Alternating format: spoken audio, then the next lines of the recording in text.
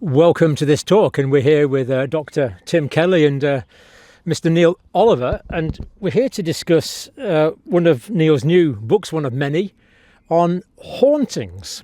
Now, it sounds a bit supernatural, Neil, really. What motivated you to write a book about this? I always write about history one way or another, and I felt that this was another way to invite people in, because all of these stories of hauntings, that they're all very much tied to places, houses, battlefields, various locations in the landscape. And I'm always interested by the way in which a location will become famous, often for something that was a very brief event. You know, a battle, some of the classic battles, like a Culloden or a Bannockburn. When you're really talking about things that happen over the course of hours or at most a day or so.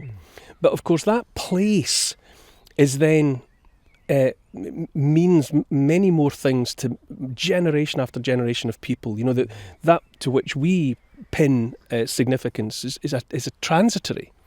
And there are residues of all of the events that unfold in a place, arguably, that linger. And I felt over the last few years, where so many people, and myself included, I've gone through a lot of anxiety, a lot of uncertainty, a lot of stress. And it's in times of sustained stress for whole populations at the same time that historically there have often been manifestations of phenomena. And you might say, and there might be quite reasonable scientific reasons for saying that, or for asking the question, why wouldn't the stress of millions of people felt at the same time, why wouldn't it manifest in ways that people might experience?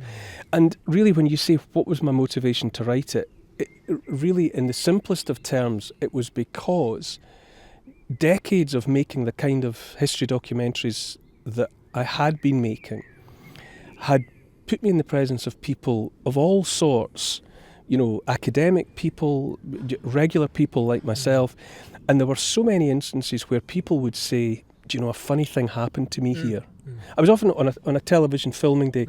We would be with someone who had a connection to a battlefield or a connection to a church or whatever, and they were there on the day to tell us something personal or something specific. But during the course of a long day, so often people would say, don't tell anyone, but I was here once 20 years ago and I saw such and such, or I felt the presence of. And really, collectively, over the years, I thought, all these people can't be lying. Neither are they just making it up for fun. Maybe some of them are. Maybe it's just, something that they're doing out of a sense of, harmless mischief. But a lot of these experiences that people are having and attesting to, they've experienced something. And it falls to the edges of, what we're invited to think about in our science and technology-dominated world. But I thought, it's surely high time to have some open conversations about what people are experiencing. I mean, to me, the book was very much about history, very much a sense of place, but something very human about it. Well, I don't know about you, Tim. I don't know about you, John. I don't know if you've had any experiences like it, but they're certainly not unusual. Many people will under the right circumstances, will say that they've experienced something, and it's usually in a location. Yeah. It's usually they've gone somewhere in the tied to place. Yeah, they've experienced something in a location, and it's a very common human phenomenon. Part of the problem, I think, for people, many people want to talk about these things, but there's a degree of ridicule that goes with saying, "I saw a ghost." Yeah. Or I think I had an encounter with the supernatural. People are wary of doing it for fear of ridicule, for fear of being thought to be slightly, kooky or mad. And I think that's a shame, and it's a consequence of so much of this being driven to the periphery by science. Science doesn't address this kind of story.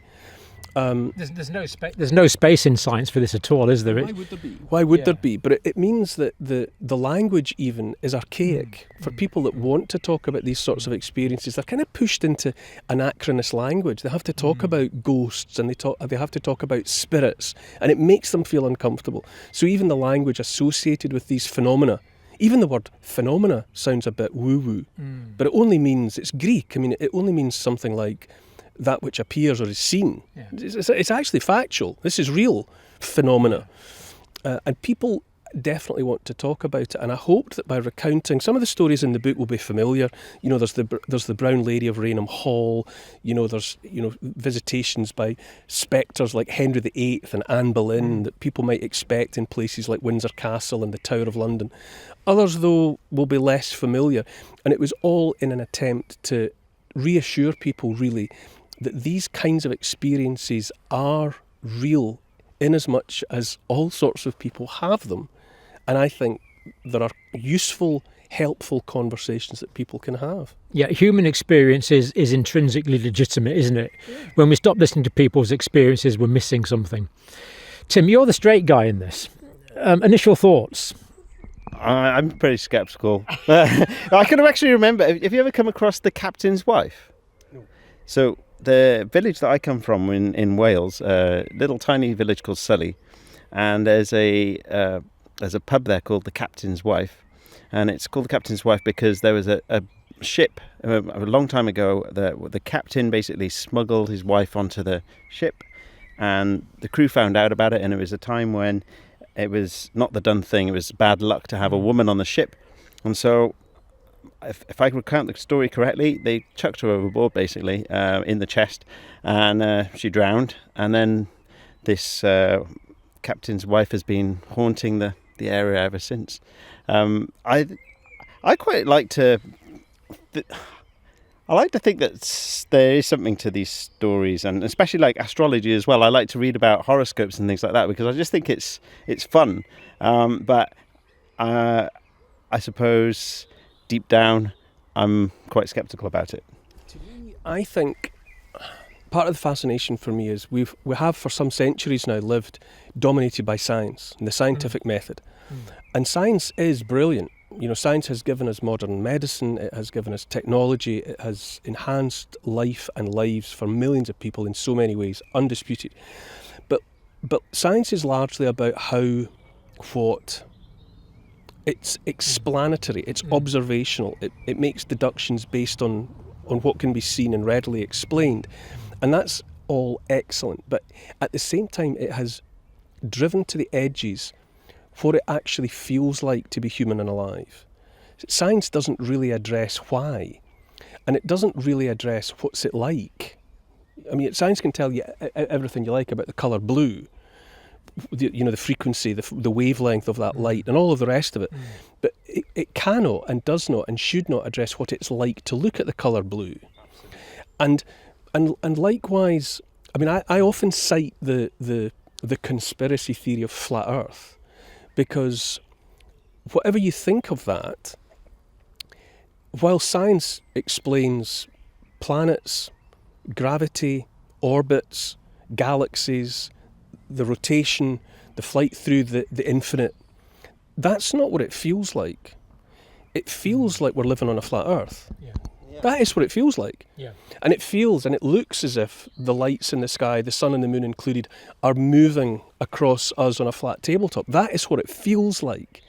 Yeah. So it's understandable that people are drawn to the idea of flat Earth, because I've yet to meet anyone that has felt the rotation of the Earth or the fact that we're flying through the universe at tens of thousands of miles an hour. And it's the what's it like that I think matters most to people. And people also, rightly or wrongly, have a need for meaning. Yeah. And there are experiences, there are thoughts that people have, there are aspects of what it is to be human and alive that are not and should not be addressed by science. But at the same time, I think people have the need to have these, to acknowledge that these things are happening to them. Does that put a chink in your scientific armour, Tim? No, but I really like the blue analogy, and it's a point I've made myself as well. Have you come across the philosopher Alan Watts? Yes. Because I mean, he talks about this all the time. How we have this, we use language to construct models of our reality, and then we mistake the signposts in the language for the actual reality itself. And another example would be time. So you've got what physicists would see as time, something that you can map on a clock to make an equation for predicting when something's going to happen. But then you've got the subjective feeling of time, which is something completely different. If you're waiting in a queue in a supermarket, the 5 minutes might seem like an hour, but if you're having fun, it goes really quickly. So the subjective versus the objective. So I think that's an interesting aspect. The anthropologist Wade Davis makes a lot of excellent points. You know, he talks about how the world into which you're born, the reality that you experience, does not exist in any absolute sense. It's a model. And that other peoples of the world have other ways of modelling reality. And that other people are not failed attempts at being you. You know, that on the contrary, they are vital answers to the question of what it is to be human and alive. And he often cites the example of the way in which he's spent time in the South American rainforest with the indigenous people, and as a biologist or as an anthropologist has asked them how they came upon the recipe for ayahuasca, you know, which is the psychedelic, and it's made by bringing together the bark of a liana, the sort of Tarzan swinging things that hang, and also one of about 80 or 90 different shrub-like plants that are kind of related to the coffee plant. I think it's called Psychotria vitris. It's a name like that. And he says there's no objective way of understanding how, even with infinite experimentation, the peoples could have found these two things and brought them together and prepared them in the way that's necessary. You know, the active ingredient, if you take it from the coffee plant, will pass through your body without doing anything. The DMT, and then dimethyltryptamine, and then you have the other ingredient, which is a Mayo inhibitor, which is an enzyme that blocks. It defies explanation to some extent how the people without science came to it, how they came to it. And he said if you ask the people how they do it, they'll tell you that they go out into the forest at certain phases of the moon at night, and the plants talk to them, and they tell them. Now you can dismiss that out of hand. You can just say that's absolute mumbo jumbo, but you're still left with the void of explaining how they've come, you know, to bring these things together in the way that they have to create this. You know, and he says the notion of plants talking to you by the light of the moon is not going to get you a degree in biology, but it's a lot more interesting than counting stamens. And to me, it opens up a vista of alternative ways of looking at the world and experiencing reality, and opening yourself up to the possibility that the way in which we make sense of it is not necessarily the only way. Yeah. Tim, do you think scientism has become such a dominant way to think? You know, the idea that science explains everything. Is that limiting our humanity to some extent? I think so. I mean, I was brought up Christian, and I actually rejected religion at one point. And then now I've come to a point where I'm actually looking at how belief system, a lot of people don't seem to believe in anything spiritually anymore. And that kind of leaves a vacuum, a hole, which can be filled then by this science, which is supposedly objective. And I think there's a problem with that. And I think actually, when you actually look at religions, there's a lot of wisdom baked in that have been handed down over the centuries. So even if you don't take the religion literally, there's still a lot of useful things in the texts and wisdom that have been passed down over the years. Yeah, I don't like the idea of an over-reductionism in humanity. To try and bring this back to some kind of reality, though, I mean, I used to work up until I retired from academia. We were in an old building. It had been a workhouse. It had been a infirmary in the First World War. We've got pictures of all the nurses and doctors standing outside it. Innumerable numbers of human beings have suffered and died there. I used to sometimes work there late on my own at night. Nothing. No experience at all. I mean, when I was round the back of the building on my own late at night, sorting stock out once, I thought, I don't quite like it here. But there was nothing objective to... I mean, have you experienced anything that you would think is weird? I have. I mean, I have. You know, I had a long way from here, actually, in the Cocos Islands, in some off Australian territory out in the Indian Ocean, and we had occasion to stay in a house that had been the sort of epicenter of had been the HQ of the Scottish family that owned and ran the Cocos Islands for some generations. And I woke up in the night in that house, and I had an episode of I knew at the time that it was happening to me, actually, that kind of sleep paralysis. You know, I woke up unable to move, with an absolutely overwhelming sense of somebody else being in the room with me. And the sensation lasted as long as it lasted, a few seconds, I suppose. And then I was able to move again, and I picked up my phone and I switched on the light, and so on and so on. And there was nobody there, but it was a palpable physical experience. And on the one hand, while I was able to say to myself, "Oh, that's that phenomenon that's known as sleep paralysis," it nonetheless happened in a house that was notoriously haunted. I mean, the local Sunni Muslim population didn't want to go anywhere near it because they associated it with that family who had actually made lives pretty miserable for generations of Sunni Muslim workers who had been harvesting coconut trees for them.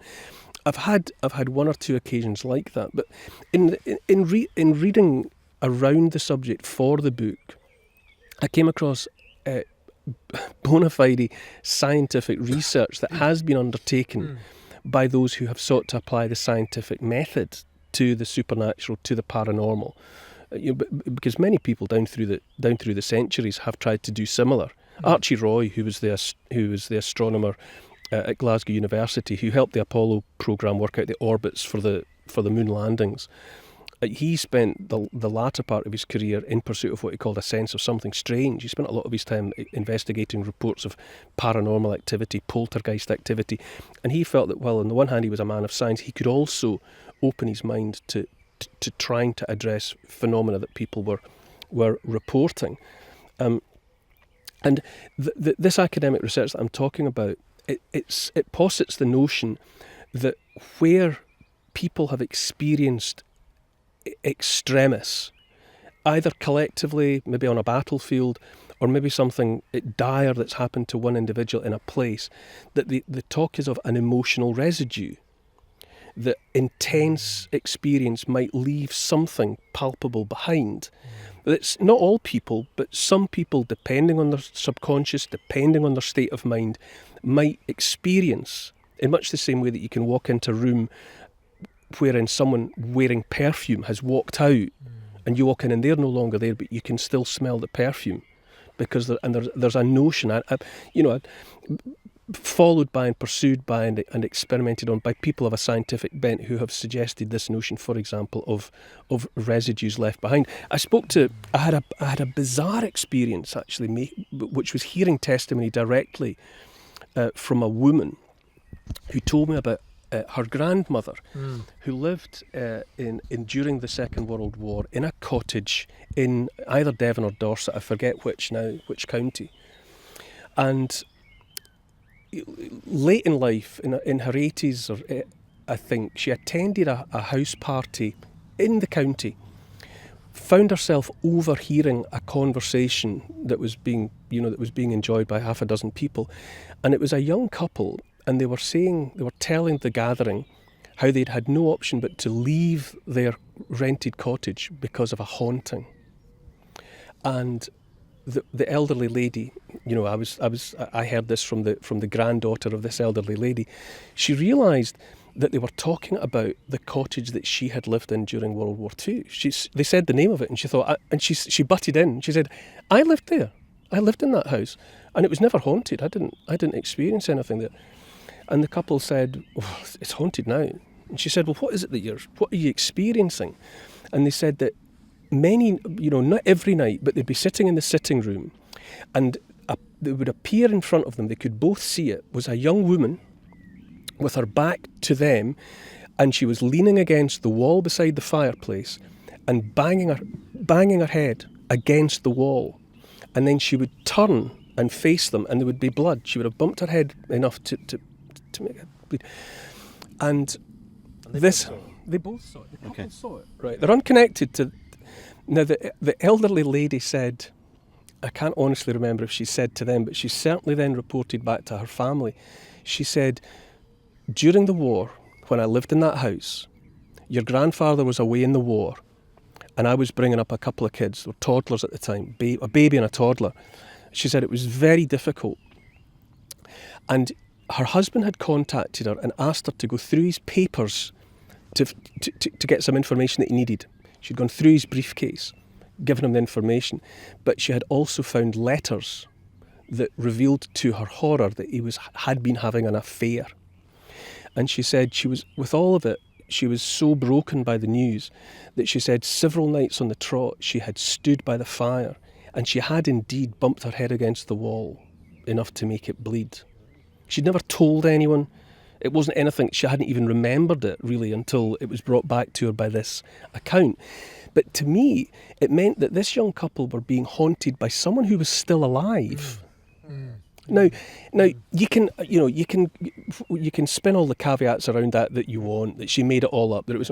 But the woman that I spoke to who had this from her grandmother said that she had no reason but to think that the grandmother was telling her the truth. Now, that's an experience. That's something that's happening that falls outside the purview of science, but it's nonetheless something that was palpable to the people involved. Now, I listen to that as just a witness, just a listener, and I think that's something worth talking about in all manner of ways. The psychology of it, the psychiatry of that. What is the explanation for that phenomenon? The depth of the human experience is there. John, what do you make of it? It's really hard to say, isn't it? I mean, I've only had, as I say, I've been in a lot of places where you might expect a phenomena. Yeah. I mean, I used to walk through the bowels of the old hospital, taking patients to the morgue. I used to, when we moved into an old hospital, I used to park my bike in the morgue and go out there late at night and get it.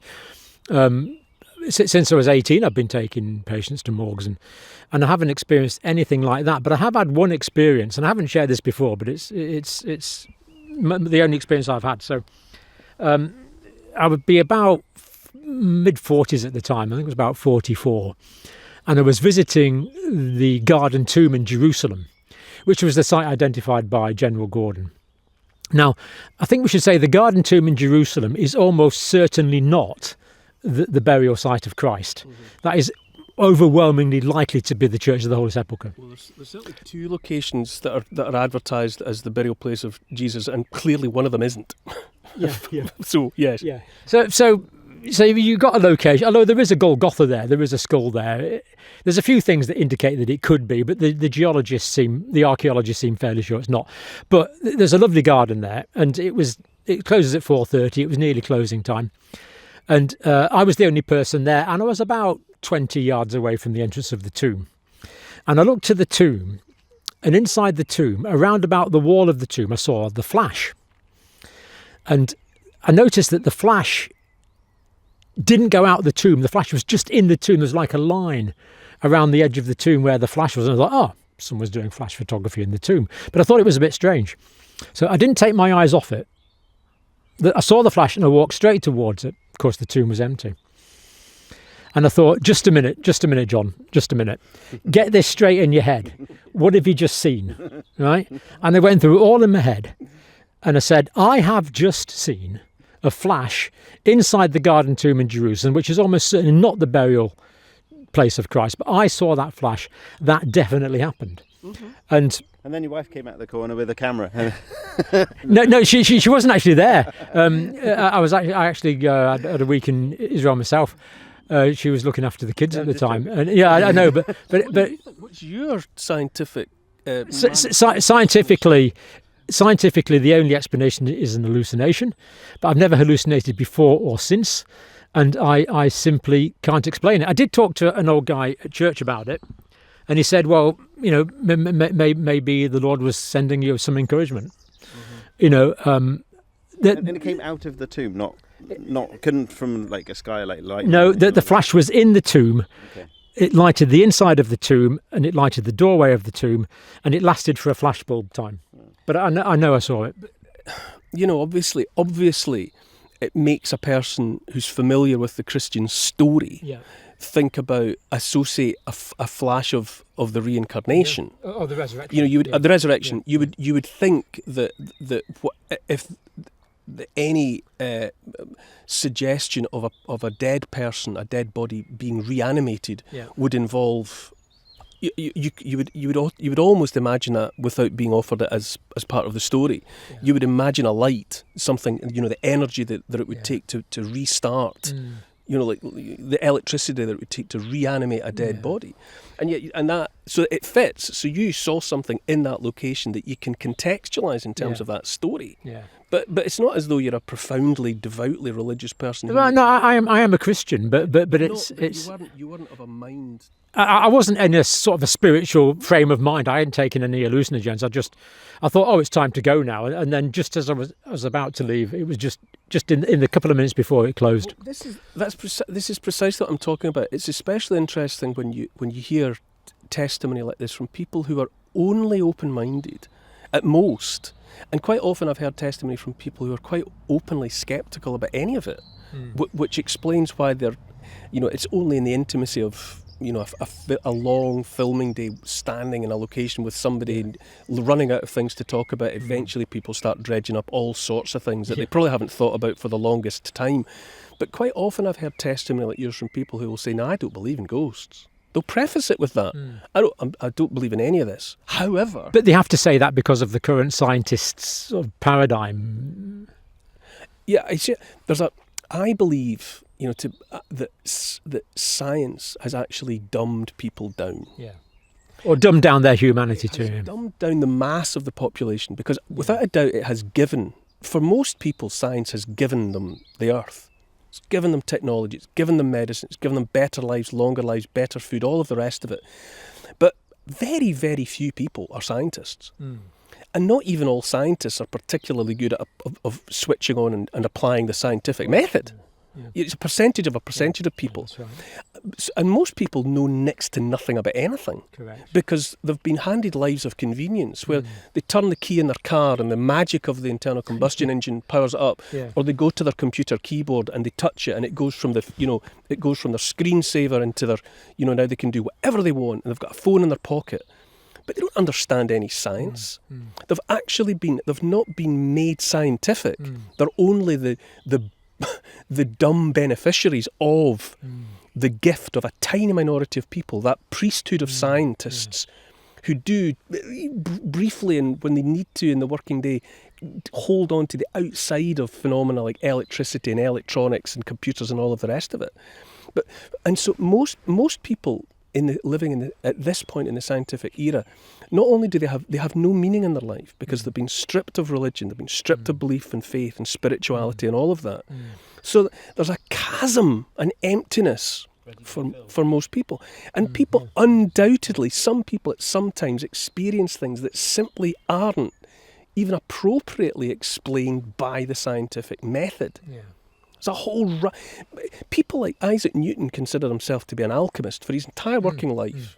He enjoyed mathematics and writing the Principia, really because in the way that a lot of people enjoy Sudoku. It was a faintly distracting problem for him. He played with it. Yeah. He was an alchemist. He wrote commentaries on, I think, pretty well the whole Old Testament as well. Who's Charles Darwin's alter ego that was Alfred Russel Wallace. He attended séances and believed that paranormal phenomenon should be investigated by scientists. He saw no reason why you wouldn't look at those phenomena with a scientific approach. It's only relatively recently that people have been driven away from thinking about, far less talking about, a whole part of the texture of what it is to be human and alive. And it's aspects of being human and alive that aren't and shouldn't be explained by science. But at the very least, I would say we ought to upgrade the grammar and the syntax and the vocabulary that we might use to have those conversations. Yeah. Because I think it would bring back to people the necessary meaning and the relief that comes from articulating some of what it feels like to be alive. Yeah. I mean, in psychology, we call this phenomenology, the psychology of the lived experience.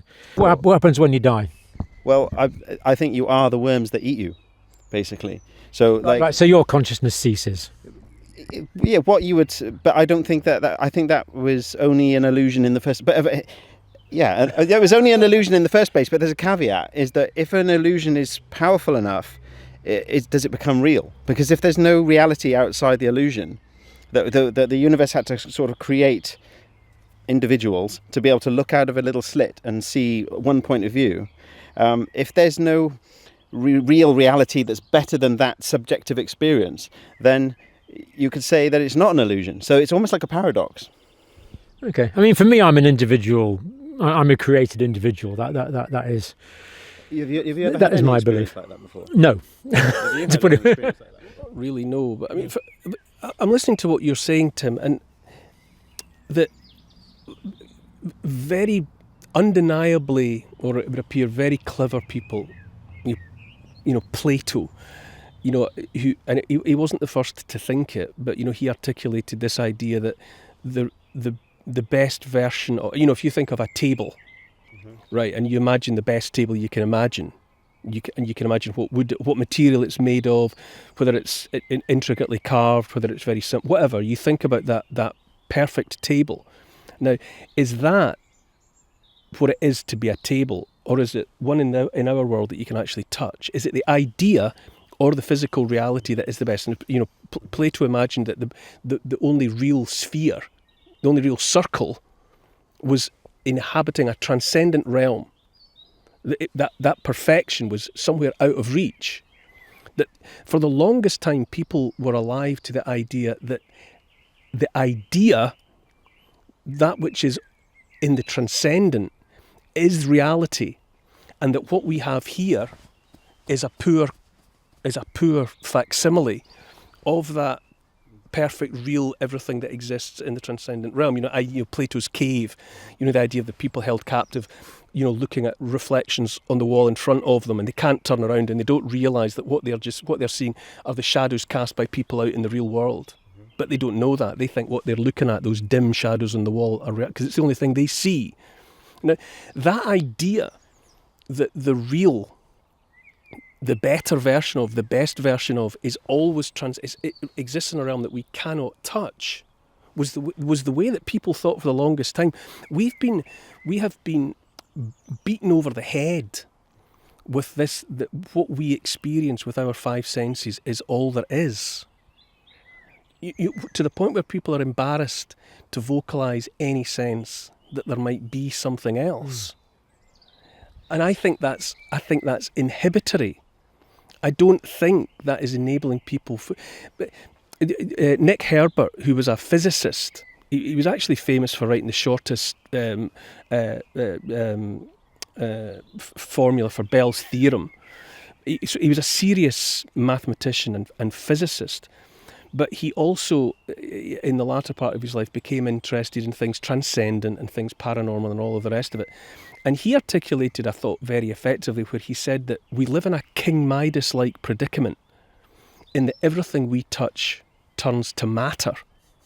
So we never actually touch the true texture of reality. Because just as you get in contact, it just turns into solid. And all I'm saying is, and all I'm trying to open up in between the covers of that book, is the idea that there are the full texture of reality and the full experience of what it is to be human and alive is not that which we taste, touch, see, smell and hear. There's more. We know all around us just now there's infrared and ultraviolet, there's electricity, there's magnetism, there's all these things that we know are there, but we take it for granted that we can't see. There's texts and emails pinging into our smartphones in our pockets, but we can't see them, and we only become aware of them because the bit of kit in our pocket translates them into something that we can see. I believe there's so much more to what it is that we're on a tiny island of matter in an infinite ocean of thought. And another aspect is, for that thought to exist, there has to be a screen for it to be projected on, a sort of silence. Like as we see all this stuff here, or if you look at the colour black, it can only exist if there was a white to put it against, or a contrast, if that makes sense. And that's something that I think. Actually, that is the realization I had before I sort of had this let go experience. I say I, but there was no I in that experience. It was this realization that there was this screen that had always been there, that I'd got used to, but I'd actually not noticed the screen, that everything is projected on, like the paper that this experience is projected upon, and that's an undeniable thing. That I think we all experience that canvas of consciousness. And studying medicine, I thought I'd learn about this canvas of consciousness, and it's never been mentioned at any point. We have a GCS scale to measure how conscious somebody is. Glasgow Coma Scale. Yeah, Glasgow Coma Scale. But there's no. I don't think any scientist, at least in the era I was studying medicine, had a clue where this canvas of consciousness was coming from. And I think there have been people now looking into that a bit more. I've heard some good Rogan interviews with scientists who have been actually trying to figure out what creates that canvas of this subjective, where the subjective is placed upon. So, some mysteries still around. Some. We have matter, energy, space, and time. What is outside matter, energy, space, and time? That which brought matter, energy, space, and time into existence, the divine in Christianity. That is what God did. Different opinions of that. Another mystery is where life came from. Another mystery is what the heck is consciousness. We don't really know, but we do know it's something very special. And if you're experiencing it, you're part of this human, in my view, created experience. And that makes you pretty special. Remember that you are a special, created, conscious being. And we live in a complicated, rich experience of humanity that we need to share and empathise with each other. Tim, thank you. Thank you very much, John. Neil, thank you. And how much is this, Neil? I think it's quite cheap, isn't it? I have absolutely no idea. It's about 10 quid or something. It's retailing in all good bookshops for the princely sum of 25 of your Earth pounds. I think you can get it cheaper than that on various outlets. But time, place and history. Fascinating stuff. Such a refreshing change from pure science and pure medicine. Thank you. Thank you, John.